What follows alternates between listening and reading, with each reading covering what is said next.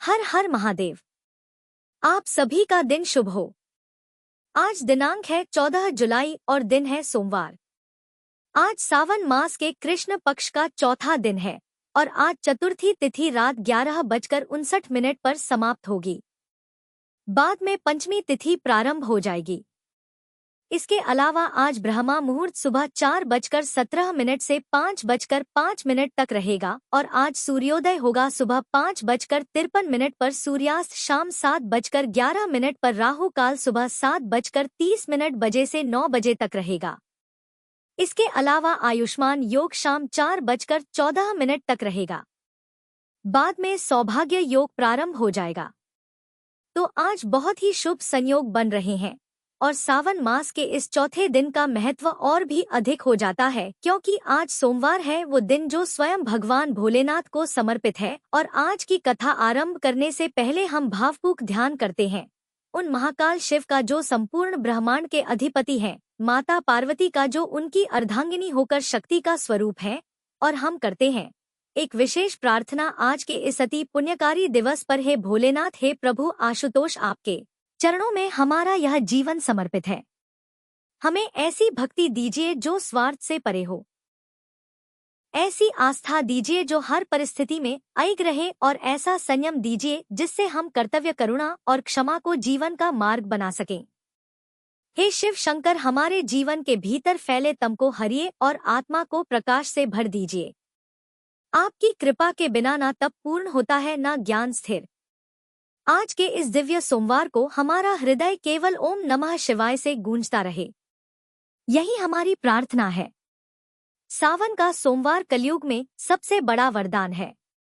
आज का दिन व्रत कथा, जाप और आराधना से शिव कृपा को प्राप्त करने का श्रेष्ठ अवसर है।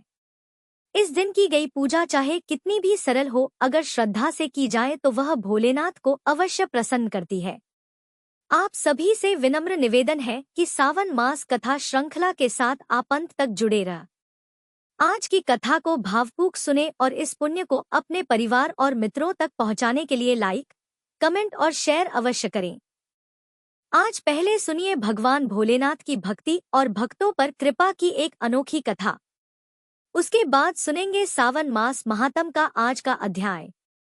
ऋषि उपमन्यु बड़े प्रेमव्रती थे। दिन रात भगवान की भक्ति किया करते और अपने प्रेम के प्रसून यानी पुष्प भगवान शिव के चरणों में अर्पित किया करते थे। न उन्हें खाने की सूध थी, न विश्राम की चिंता। वृक्षों से गिरे हुए फल ही उनका एकमात्र भोजन था। धरती ही उनकी शैया थी और अंबर यानी आसमान ही उनके लिए छाया के समान था।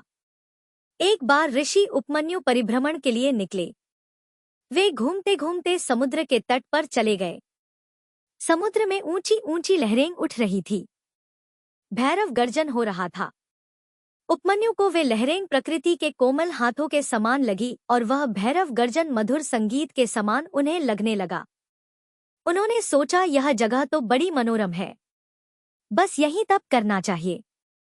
यह सोचकर ऋषि उपमन्यु समुद्र के तट पर बालों के कणों के ऊपर आसन बिछाकर बैठ गए और भगवान शिव के ध्यान में मग्न हो गए।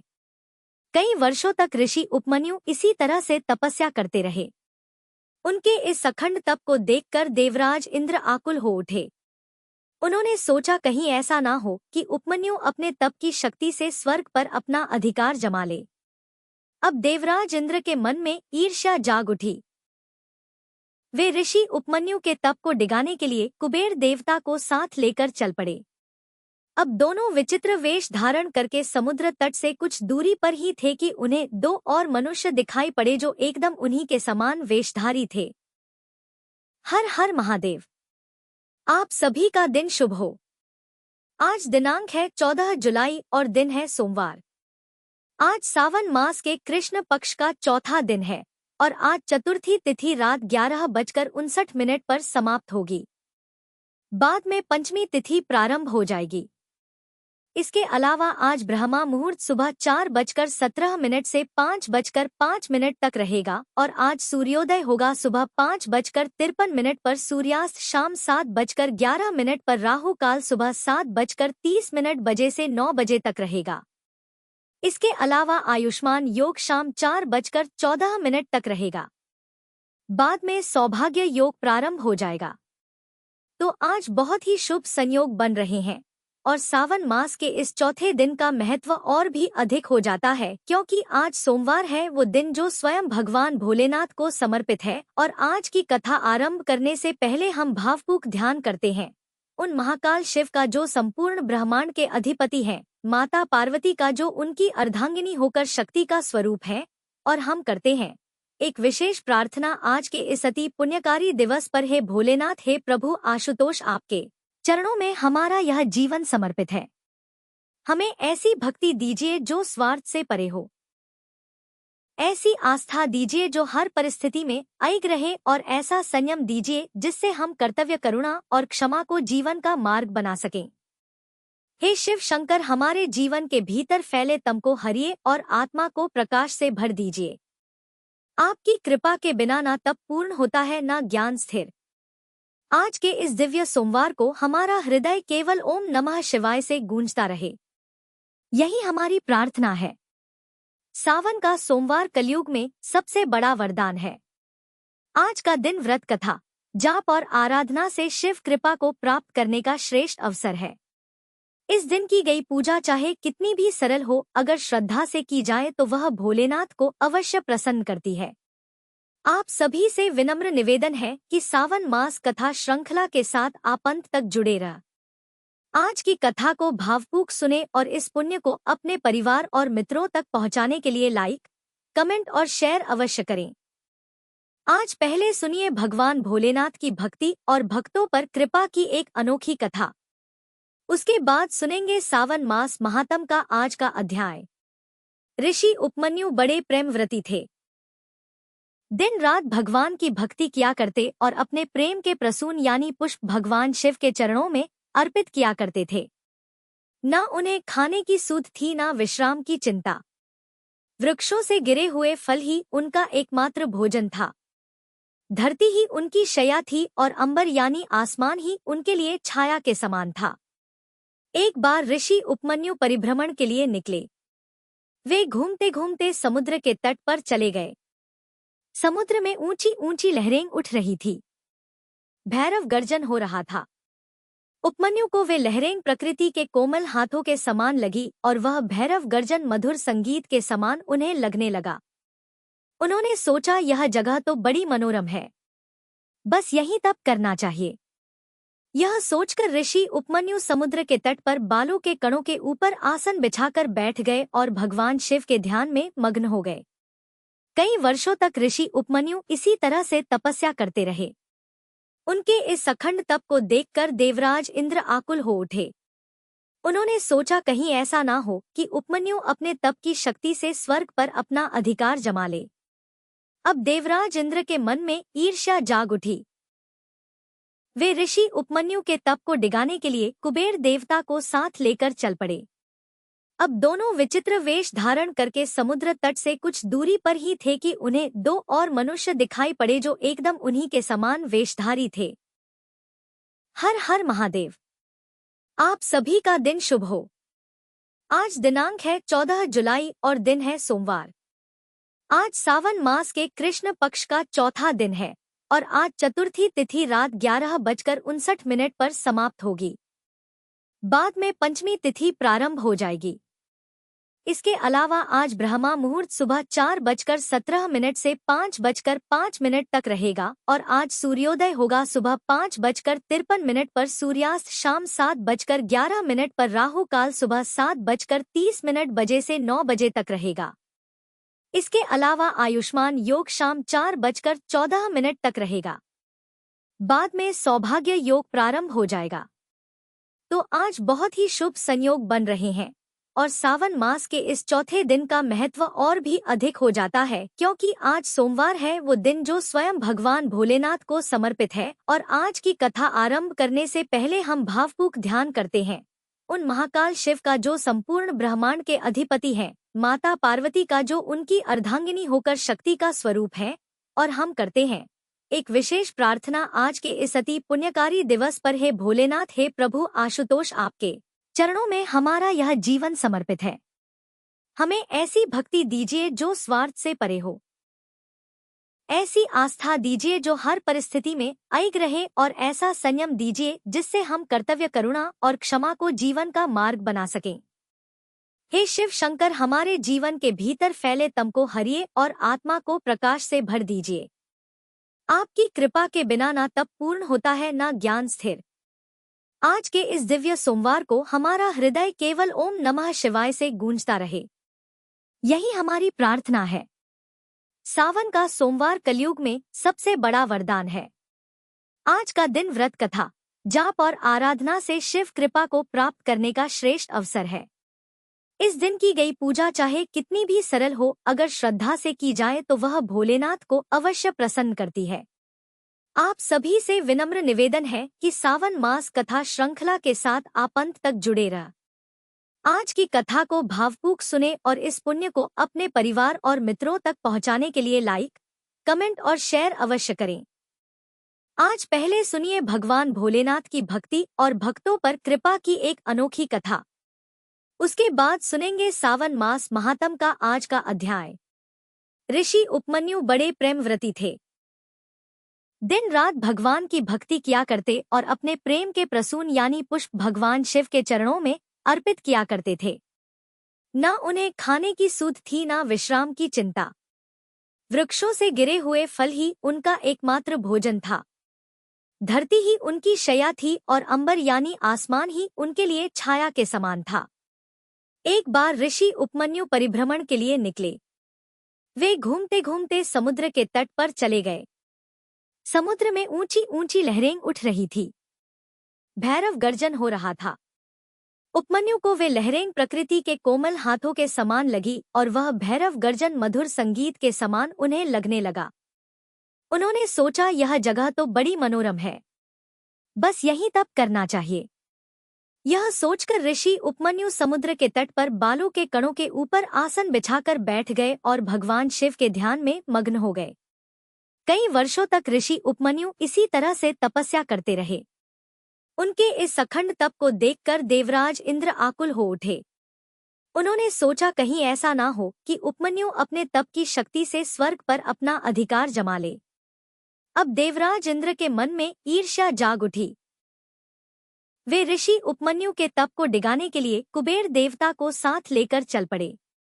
अब दोनों विचित्र वेश धारण करके समुद्र तट से कुछ दूरी पर ही थे कि उन्हें दो और मनुष्य दिखाई पड़े जो एकदम उन्हीं के समान वेशधारी थे। चरणों में लौट गए। फिर भगवान शिव ने उन्हें उठाकर अपने हृदय से लगा लिया। देवराज इंद्र और कुबेर देव जो अभी तक छुपे हुए थे प्रकट हो गए और सम्मिलित स्वरों में भगवान शिव की जय जयकार करने लगे। सभी मिलकर प्रेम से बोलिए, भोले शंकर भगवान की जय। अब सुनिए आज का महात्म्य। महादेव जी कहते हैं कि देवी जितने भी ग्रह दोष और भूत दोष हैं और जो भी डाकिनियां, प्रेत, वेताल, राक्षस ग्रह, पूतनाएं, पिशाच, यातधान, मातृकाएं, नवजात शिशुओं का अपहरण करने वाली राक्षसियां, बाल ग्रह, वृद्ध ग्रह, ज्वर रूपी ग्रह, अतिसार, भगंदर, पथरी रोग, अन्य सहस्त्रों रोग, दुर्नामिका अर्थात बवासीर, कोढ़ या फिर अन्य रोग व्याधियां हैं, वे सभी सोमनाथ के समीप जाकर उनका दर्शन करने से उसी प्रकार नष्ट हो जाते हैं जैसे जलती हुई आग में डाला हुआ ईंधन तुरंत ही जलकर भस्म हो जाता है। देवेश्वरी सोमेश्वर नाम से प्रसिद्ध यह जो पश्चिम भैरव है, कालाग्नि रुद्रनाथ, जिनका नामांतर सुना गया है, उनमें मैं स्वयं ही भक्तों पर कृपा करने के लिए निवास करता हूँ। उस सोमेश्वर लिंग में स्थित होकर मैं मनुष्यों के सभी पापों को भक्षण कर लेता हूँ। देहधारियों के देह में विचरण करने वाला जो प्राण है उसी के समान जो सबका प्राण है। यह ब्रह्मांड जिसके भीतर स्थित है और जो एक होकर भी अनेक रूपों में व्यक्त है, वही शिव स्वरूप मैं भक्तों पर कृपा करने के लिए सोमनाथ लिंग में निवास करता हूँ। संपूर्ण वेद और महर्षिगण जिनकी प्रशंसा करते हैं और जिनके द्वारा परब्रह्म के स्वरूप की प्राप्ति होती है, वही यह सोमनाथ महादेव प्रभास तीर्थ में विराजमान है। जैसे घर में छुपे हुए रत्न को कोई नहीं पाता, उसी प्रकार मेरे प्रभास रूपी घर में रत्न के समान स्थित इस सोमेश्वर लिंग के यथार्थ स्वरूप को कोई नहीं जानता। पूर्व काल में यह शिवलिंग सप्तपाताल का भेदन करने वाला था और कोटि-कोटि सूर्यों तथा प्रलयाग्नि के समान तेजस्वी था। इसलिए पूर्व काल में सोमनाथ को कालाग्नि रुद्र कहा जाता था। देवी, इस प्रकार संक्षेप से मैंने तुम्हें सोमेश्वर देव का महात्म्य बताया है, जो सब पातकों का नाश करने वाला है। महादेव जी आगे कहते हैं, हे देवी, मैं प्रभास क्षेत्र में रुद्राक्ष की माला धारण किए शांत भाव से स्थित हूँ। मेरा आदि मध्य और अंत कहीं नहीं है। मैं कमल के आसन पर बैठा हुआ सबको वर देने के लिए तत्पर हूँ। हिम, कुंद और चंद्रमा के समान सदृश्य मेरा गौरव वर्ण है। मेरे वाम भाग में श्री विष्णु तथा दक्षिण भाग में ब्रह्मा जी विराज रहे हैं। मेरे उदर में चारों वेद और हृदय में सनातन ब्रह्मा स्थित है। नेत्रों में अग्नि, चंद्रमा और सूर्य का निवास है। महादेवी, ऐसे स्वरूप से मैं प्रभास क्षेत्र में रहता हूँ। यह सुनकर देवी पार्वती ने हर्ष गदगद वाणी में देव देवेश्वर शिव जी का भक्ति पूर्वक स्तवन किया कि हे देव, हे महादेव, सर्वभावन हे ईश्वर, आपको नमस्कार है। आप समस्त देवताओं के स्वामी हैं। आपको नमस्कार है। आप परमेश्वर को नमस्कार है। आप अनादि हैं, संपूर्ण सृष्टि के विधाता हैं। आपको नमस्कार है। आप सर्वत्र व्यापक ईश्वर हैं। आपको नमस्कार है। आप सब में स्थित हैं। आपको नमस्कार है। आप धाम अर्थात तेज के भी धाम अर्थात प्रकाशक या आश्रय हैं। आपको नमस्कार है। आप सृष्टि दाता को नमस्कार है। हे मोक्ष दाता परमेश्वर, आपको नमस्कार है। पार्वती जी द्वारा इस प्रकार स्तुति किए जाने पर भगवान शिव ने संतुष्ट होकर कहा, महाप्रज्ञ, मैं तुम पर प्रसन्न हूँ। तुम अभीष्ट वरदान मांगो। तब देवी कहने लगी, है देवेश्वर, प्रभास क्षेत्र का महात्म्य फिर से कहिए। भगवान श्री विष्णु द्वारिकापुर छोड़कर किस कारण प्रभास क्षेत्र में निवास करते हैं, जिन्होंने पूर्व काल में वराह रूप धारण करके पर्वत, वन और कान्नों सहित संपूर्ण पृथ्वी का उद्धार किया और नरसिंह का रूप धारण करके हिरण्यकश्यपों का संहार किया। वेद जिन्हें प्रत्येक युग में सहस्त्रों चरण, सहस्त्रों नेत्र तथा सहस्त्रों मस्तक वाले कहकर उनकी स्तुति करते हैं। ब्रह्मा जी का निवास भूत पद्म जिनके नाभि से प्रकट हुआ है, जो क्षर समुद्र के उत्तर भाग में शाश्वत योग का आश्रय लेकर शयन करते हैं, जो युगांत का भी अंत करने वाले तथा लोकांतकारी अंत के भी अंतक हैं, लोक मर्यादाओं की रक्षा करने वाले सेतु हैं, वेद वेताओं के भी ज्ञाता हैं और उत्पन्न होने वाले सभी प्राणियों के स्वामी हैं, जो मनुष्यों के आदि प्रवर्तक मनु तथा तपस्वी जनों के तप हैं, तेजस्वी पुरुषों के तेज और गतिमानों की गति है। वे श्री हरि द्वारका छोड़कर प्रभास क्षेत्र में कैसे चले आए? तब महादेव जी कहने लगे, देवी, पृथ्वी पर अनेकों तीर्थ हैं, अनेकों क्षेत्र हैं और उन सब में असंख्य प्रभाव हैं, किंतु प्रभास तीर्थ का प्रभाव उन सब से बढ़कर है। ब्रह्मा तत्व, विष्णु तत्व और रुद्र तत्व, इन तीनों के प्रभास में ही एकत्र उपलब्धि होती है और किसी क्षेत्र में ऐसा सुयोग दुर्लभ है। प्रभास में लोक पितामह ब्रह्मा जी 24 तत्वों के साथ रहते हैं। दैत्यों के संहारक देवाग्रगण भगवान विष्णु 25 तत्वों के अधिपति होकर इस तीर्थ में हैं और मैं 36 तत्वों से संयुक्त होकर तुम्हारे साथ प्रभास में निवास करता हूँ। शुभे, इस प्रकार तुम केवल प्रभास तीर्थ को ही तत्वमय और सर्व तीर्थमय समझो। स्त्री, मलिच्छ, शूद्र, पशु, पक्षी और मृग जो भी प्रभास क्षेत्र में मरते हैं, सभी शिव जी के लोक में जाते हैं। महादेव जी कहते हैं कि देवी, दक्षिण में समुद्र से लेकर उत्तर में सूर्यपुत्री कौरवेश्वरी नदी तक का जो क्षेत्र है, उसके भीतर मैं ही क्षेत्रज्ञ रूप से निवास करता हूँ। मेरा ग्रह रूप यह तीर्थ सूर्य नारायण की किरणों से प्रभासित होता है, इसलिए इस कल्प में प्रभास नाम से विख्यात हुआ है। जो श्रेष्ठ मनुष्य वहां अर्क अर्थात पूज्य रूप सूर्य का दर्शन करता है, वह सब पापों से मुक्त होकर सूर्य लोक में प्रतिष्ठित होता है। उसने मानो सब तीर्थों में स्नान कर लिया, समस्त बड़े बड़े यज्ञों द्वारा यजन कर लिया और सभी दान दे दिए और संपूर्ण गुरुजनों को भी संतुष्ट कर लिया। उसी सूर्यदेव के समीप अग्निकोण में थोड़ी ही दूरी पर सिद्धेश्वर शिव विराजमान है। उनका त्रैलोक्य पूजित लिंग सभी प्रकार की सिद्धियों को देने वाला है। प्राचीन सतयुग में उसका नाम जगेश्वेश्वर था, वहीं कलयुग में सिद्धेश्वर नाम से प्रसिद्धि को प्राप्त हुआ। देवी, उसका दर्शन करके मनुष्य सभी सिद्धियों को प्राप्त कर लेता है। सूर्य के दक्षिण और नैऋत्य कोण में थोड़ी ही दूर पर एक पाताल विवर है। वहीं पर पूर्व काल में मंदह तथा शाल कंठकट नामक राक्षस सूर्यारायण के तेज से दग्ध होकर पाताल लोक में भाग गए। वहां पर योगिनियां तथा ब्राह्मी आदि मातृकाएं रक्षा करती हैं। पूर्व कल्प में महोदय नाम से प्रसिद्ध एक शिवलिंग अपने आप ही प्रकट हुआ। महात्मा जैगीशव्य उसका पूजन करने लगे। वे अपने सभी अंगों में भस्म लगाते और भस्म पर ही सोया करते थे। उन्होंने जब तब वृक्ष के समान नाद तथा नृत्य और गीतों के द्वारा महोदय शिव को संतुष्ट कर लिया। तब वे प्रसन्न होकर जैगीशव्य मुनि के समीप आए और बोले, महामते, तुम दिव्य दृष्टि से मेरी ओर देखो। तुम्हारे मन में जो इच्छा हो उसे कहो। जागीशव्य ने त्रिनेत्रधारी शिव जी को अपने सामने उपस्थित देख उनके चरणों में मस्तक झुकाकर प्रणाम किया और इस प्रकार कहा, है देव देवीश्वर, मुझे संसार बंधन का नाश करने वाला ज्ञान प्रदान कीजिए। आप में, देवी पार्वती में, स्कंद जी में तथा गणेश जी में सदा मेरी भक्ति बनी रहे और मुझ में निरहंकारता, क्षमा, शम और दम आदि की वृद्धि हो।